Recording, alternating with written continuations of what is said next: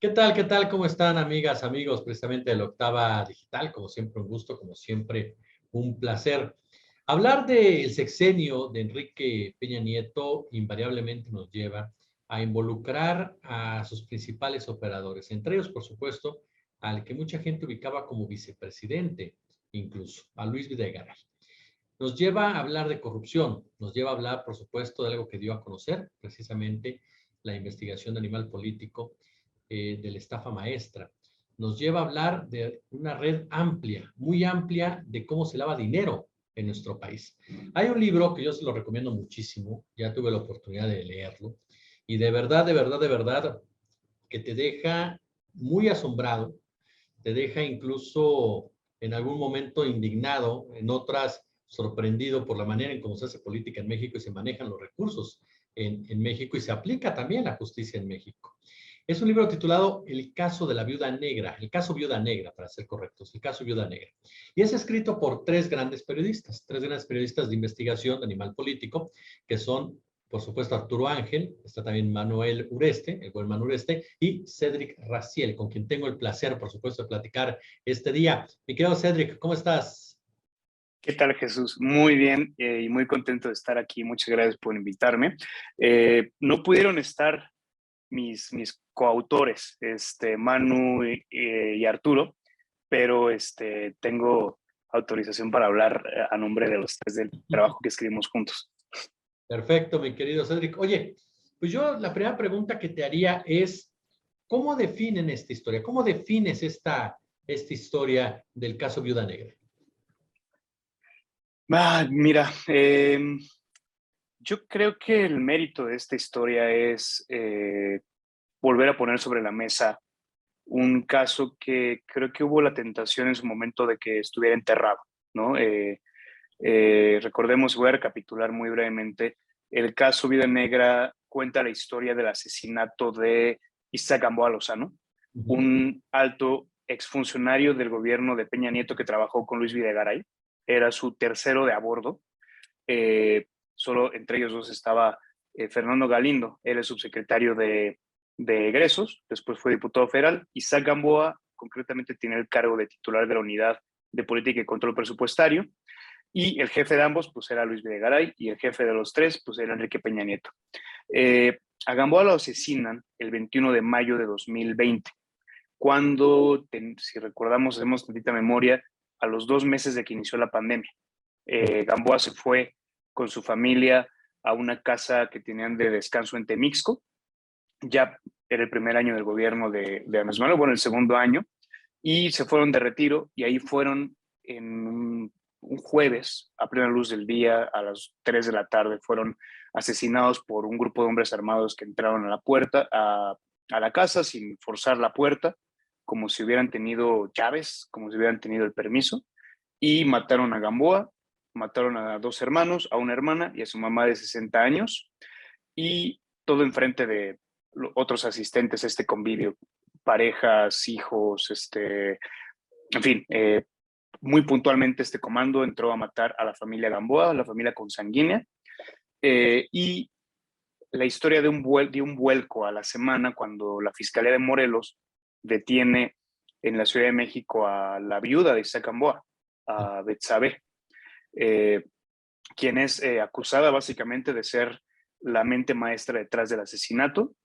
La Fiscalía de Morelos encuadra el homicidio como el móvil como un crimen pasional, y la señora sigue en prisión preventiva, ya lleva 2 años ahí sin una sentencia, y yo creo que el caso hubiera podido quedar enterrado con el asesinato de Isaac Gamboa. Creo que el mérito de la investigación, como te comencé diciendo, Jesús, es que logramos volver a traer el caso, ponerlo sobre la mesa y encontrar un montón de indicios de corrupción detrás de la muerte de Isaac Gamboa. Nosotros decimos que el silencio de Gamboa, la muerte de Gamboa, más allá del móvil de si es creíble o no es creíble, del crimen pasional, le convino mucho a exfuncionarios del gobierno de Peña Nieto que estuvieron involucrados en casos de desvíos de recursos. Ahorita, si quieres, pasamos a eso. Es grandioso el timing de esta plática, Jesús, porque acaban de extraditar al exgobernador de Chihuahua, César Duarte. Ahora les platicaré cuál es el vínculo que une a Chihuahua con Morelos, a César Duarte con Beltrones, con Videgaray y demás. En un caso que tú recordarás, Jesús, pues se llamó la Operación Zafiro. Ahí es donde entra el exgobernador de Chihuahua. Pues si quieres profundizamos sobre eso, mi querido Cedric. ¿En qué momento se junta, pues, como bien lo define, Chihuahua, Morelos, Gamboa? ¿Cómo opera esto? Sí, pues también para recapitular, querido Jesús, en 2016 se descubre la Fiscalía de Chihuahua ya en el gobierno de Corral. Recordemos que en 2016 hubo elecciones y el PRI es derrotado en Chihuahua. Y pues parece que en México un aliciente para hacer investigaciones luego está muy relacionado con la sucesión, ¿no? Con la alternancia de gobiernos que deciden investigar al anterior. Esto a veces trae cosas buenas como que la Fiscalía de Chihuahua pues demuestra, documenta que hubo una operación orquestada. Todo esto presuntamente, quiero ser muy cuidadoso con esto, una operación orquestada entre la Secretaría de Hacienda, el gobierno de César Duarte y la dirigencia del PRI, que en ese momento era dirigido por Manfredo Beltrones.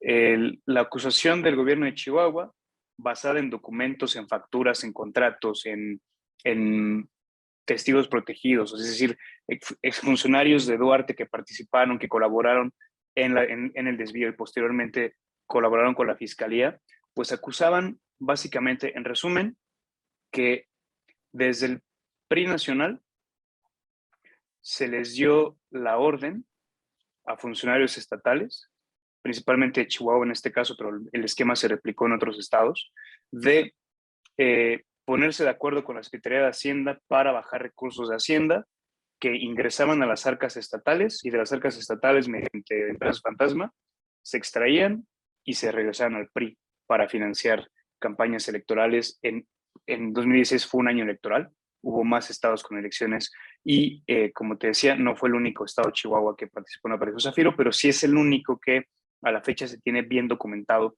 y pues no solo documentado, sino que también se armó una carpeta de investigación en torno a ese caso. ¿Qué rol tenía aquí Isaac Gamboa? Bueno, Gamboa en ese momento era titular de la Unidad de Política y Control Presupuestario y su papel era básicamente autorizar erogaciones a los estados de un fondo discrecional que ya no existe, pero en ese momento existía, de hecho fue creado en el gobierno de Peña, el famoso Fortafin, el Fondo de Fortalecimiento Financiero. Era, te digo, muy discrecional, no había tantos requisitos que se tuvieran que cumplir para requerir el dinero y tampoco para comprobar cómo se usaba. Y fue tan discrecional que, por ejemplo, nos dimos cuenta de que el Fortafin se entregaba a los gobiernos según su signo político, es decir, los gobiernos priistas recibían muchísimo dinero de este fondo, mientras que gobiernos gobernados por la oposición pues, recibían considerablemente menos recursos. En el caso de Chihuahua, Isaac Gamboa autorizó un convenio para entregarles 275 millones de pesos en enero de 2016.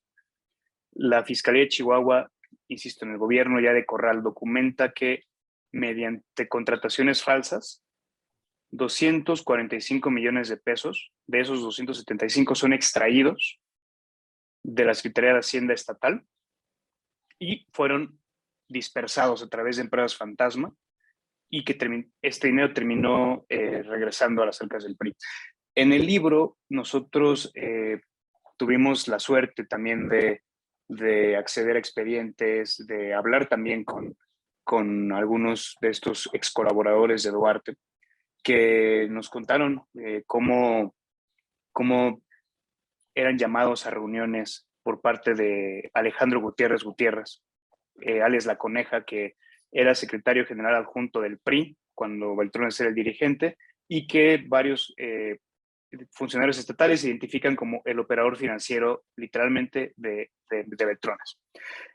Nos cuentan cómo a través de este personaje se les daba la instrucción de ponerse de acuerdo con Isaac Gamboa, había de hecho reuniones en las que participaba Alejandro Gutiérrez, Isaac Gamboa y el funcionario, el tesorero estatal en cuestión, y allí se planchaban estos acuerdos para desviar recursos. El nombre de Gamboa se vuelve importante porque nos dicen los fiscales de Chihuahua, les preguntamos nosotros, oigan, fiscal,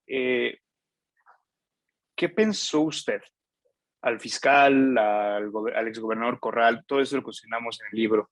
Les preguntamos qué les pasó por su mente cuando vieron que el que fue brutalmente asesinado en ese fraccionamiento de Morelos era nada más y nada menos que Isaac Gamboa. Quizá a la mayoría de los ciudadanos no nos decía mucho ese nombre porque ciertamente era un funcionario muy discreto, Claro. se movía muy en la sombra, su trabajo era literalmente ser el ejecutor de estos convenios. Y ellos nos dijeron pues que era muy lamentable porque Isaac Gamboa, si hubieran tenido tiempo de investigar más, hubiera seguramente sido llamado a declarar. Y la declaración de Gamboa, están seguros, hubiera podido conducir a niveles más altos de responsabilidad. Eh, es decir, con la muerte de Gamboa se pierde una pieza de verdad clave en lo que hubiera podido ser una investigación a gran escala en varios estados de lo que fue la Operación Zafiro.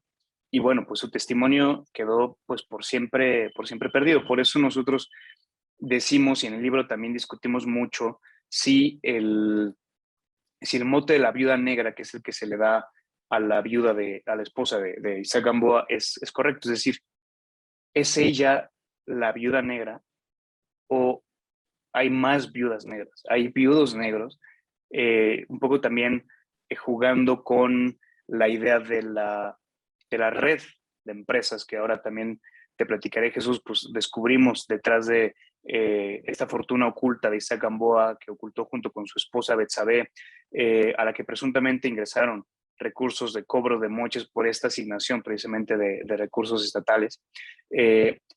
Es una red de corrupción, de red de empresas fantasma, viudos, viudas, gente que se benefició de esa red, que por cierto sigue funcionando, Jesús. A esa red han seguido ingresando recursos públicos. Es muy, a veces, escalofriante saber que a pesar de que Isaac Gamboa está muerto y su esposa está en la cárcel, esas empresas siguen operando, la mayoría. O sea, hay una investigación abierta por este caso en la Fiscalía General de la República, hay cuentas congeladas, pero muchas de esas empresas siguen operando. Es decir, ¿quién se sigue beneficiando de esta red que parece que cobró vida propia? ¿No? Que al margen de quienes la crearon, de Isaac Gamboa, de su esposa, que ahora mismo pues, no están gozando de ninguno de estos beneficios, sí es un poco escalofriante ver cómo estas creaciones humanas, ¿no? De corrupción operan al margen de la vida misma, ¿no? De los autores de estos crímenes. Claro. Sí, hablamos y es algo que plasman ustedes de manera excelsa en el libro, precisamente una especie de radiografía de esta corrupción en la Secretaría de Hacienda, que permite lo que mencionas, mi querido Cedric, que continúe operando una red, que continúe operando esta manera de hacer las cosas, aun y cuando los dos, digamos así, creadores, pues ya están completamente del mapa. Estamos hablando de una red, tú corrígeme, por favor, para los amigos y amigas que nos escuchan, que lo sepan. Una red, obviamente, pero multimillonaria. Hablamos de más de 5.800 millones de pesos. Claro, es una cantidad brutal de dinero. Y las autoridades que investigaron el caso, pues tienen dudas de si este dinero solamente es producto de cobros de sobornos, ¿no? El primer móvil, digamos, la primera hipótesis de la Secretaría de Hacienda, de las autoridades hacendarias que investigaron esta red, es de dónde vino esta riqueza. Y una primera hipótesis es, a lo mejor se derivó del cobro de sobornos de parte de Isaac Gamboa, que a la hora de autorizar estos convenios, pues a lo mejor pedía un moche. Pero la cantidad sigue siendo tremenda. ¿Cómo nació el caso Viuda Negra? Resulta que después del asesinato de Gamboa, el que era titular de la Unidad de Inteligencia Financiera, Santiago Nieto, él ya sabía quién era Gamboa. Porque recordemos, Santiago Nieto fue titular de la FEPADE y en su momento a él le tocó investigar la Operación Zafiro. Y en su momento, por supuesto que como te decía, entre las declaraciones de los testigos protegidos, pues sí brincaba el nombre de Isaac Gamboa. El nombre de Gamboa aparecía en varias declaraciones. Entonces, cuando asesinan a Gamboa, pues el nombre le brinca a Santiago Nieto, se inicia la investigación y junto con la Procuraduría Fiscal de la Secretaría de Hacienda, pues construyen una red inicial en la que había 3 empresas fantasma que le depositaban y le vendían propiedades y le compraban propiedades, no a Gamboa, sino a su viuda. Entonces, se empezaron a mapear las empresas. Nosotros nos dimos a la tarea de hacer también esta investigación. Descubrimos que la red era más grande, era de 30 empresas cuando menos, y encontramos un emporio inmobiliario en esta red. Encontramos también que no solo Isaac Gamboa y su esposa fueron beneficiarios de la red, sino también familiares que estaban incluso en esa fiesta. Encontramos propiedades a su nombre, transferencias, dinero mandado al exterior, y hay una especie de resonancia, también lo llamamos nosotros la herencia maldita de Isaac Gamboa, porque una vez que matan a Isaac, que esto fue el 21 de mayo de 2020, 4 días después, van a visitar unos personeros, unos extorsionadores, finalmente a la Secretaría de Finanzas de Hidalgo, del gobierno de Omar Fayad. Ellos van y le dicen, oye, nosotros venimos de parte del nuevo titular de la Unidad de Política y Control Presupuestario, pues es decir, el titular en este gobierno, y también nos manda Mario Delgado, lo mencionan ellos. Pues queremos ofrecerte, bajarte recursos de libre disposición, le llaman ellos, se refieren a Fortafín, y nosotros te pedimos un moche del 10%. La secretaria de Finanzas se llama Delia Jessica Blancas, lo recibe, ella se lo cuenta a la Procuraduría Fiscal. Lo recibe porque tiene miedo, porque 4 días antes habían matado a Isaac Gamboa y ella declara, yo no quería meter en problemas. ¿Qué tal si el asesinato de Gamboa tenía que ver precisamente con este cobro de moches que se da? Ella cuenta todo el tiempo. Ella dice que ha sido víctima de cobros de esas extorsiones de parte de gestores en el gobierno de Peña, pero sigue pasando en este gobierno. La Procuraduría Fiscal inicia una primera investigación y presume que ni Mario Delgado está implicado, que más bien usaron su nombre, y también presume y empieza a investigar al nuevo titular, al sucesor de Gamboa, y no encuentran nada, es lo que nos dicen. Es decir, más bien se trata de personajes que aprendieron bien el negocio de gestionar recursos federales provenientes de Hacienda, con ayuda o sin ayuda. A lo mejor estos personajes que los mencionamos en el libro, a lo mejor sí eran conocidos de Isaac Gamboa. Uno era hidalguense, es un exdiputado de Hidalgo, otro era un exdiputado de Morelos, o sea, tampoco hablamos digamos, de lugares tan tranquilos, ¿no? Conocemos cuál es la circunstancia de Morelos, cuando menos. Y al parecer, este cobro, esta extorsión sigue funcionando. Una vez más, vuelvo a esto, Jesús, al margen de uno de los padres, digamos, de este régimen de cobro de extorsiones, que fue Isaac Gamboa, y quien pues ya lleva 2 años muerto, ¿no? Y pues el caso sigue sin esclarecerse, el homicidio, pero también sigue sin esclarecerse quién le ayudó a Gamboa a construir esta. Ahora, bueno, aprovechando y quizá ya me estoy yendo del corrido, Jesús, César Duarte pues es extraditado por un caso distinto a la Operación Zafiro. Hay que tener muy claro eso. César Duarte no va a enfrentar a la justicia en México por el caso de la Operación Zafiro. Claro. Es por un caso distinto. Y también hay una explicación de por qué eso es así, de por qué Duarte, al parecer, no vamos a ver justicia en ese caso, porque el gobierno federal en la época de Peña Nieto emprendió una batalla muy dura por intentar enterrar el caso de la Operación Zafiro, la investigación de la Operación Zafiro. Oye, Cedric, y aquí para finalizar, agradeciéndote estos minutos, ahorita mencionabas quiénes ayudan a Isaac Gamboa. Isaac Gamboa, y ustedes, reitero, hacen una investigación de verdad periodísticamente brillante. Un hombre que dependía pues directamente de Luis Videgaray. Luis Videgaray, que sabemos todos, pues era el hombre fuerte, el hombre clave en el gobierno de Enrique Peña Nieto. Era el hombre que manejaba todos los dineros, que conocía todos las acciones, las operaciones que tuvieran que ver con el financiamiento de las campañas. Es decir, ¿qué pasa con Luis Videgaray e Isaac Gamboa? ¿Cuál es la relación de ellos dos en ese sentido? Aunque parezca una obviedad de repente.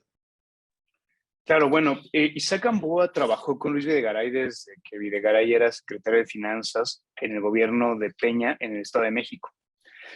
Pero curiosamente es muy importante, quien lo llevó a ese equipo fue Fernando Galindo, justamente. Entonces, y Gamboa tuvo una carrera en ascenso meteórica. O sea, empezó de asesor, se volvió director adjunto, luego director general. Luego, Luis Videgaray renuncia al cargo de secretario estatal para volverse diputado federal entre 2009 y 2012.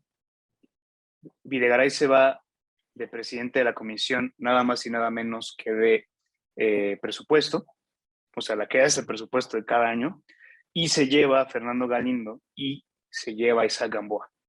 Entonces, esos 3 años, antes de la elección de 2012, pues estuvieron trabajando juntos los tres en esa comisión de presupuesto, es decir, elaborando el presupuesto cada año, pero pues también aprendiendo de qué es hacer el presupuesto, ¿no? De cuáles son los claroscuros del presupuesto, cuáles son las zonas de sombra, ¿no? O sea, sí es creemos, una escuela, ¿no? Es trabajar donde se cocina, donde se nace el presupuesto, donde se confecciona.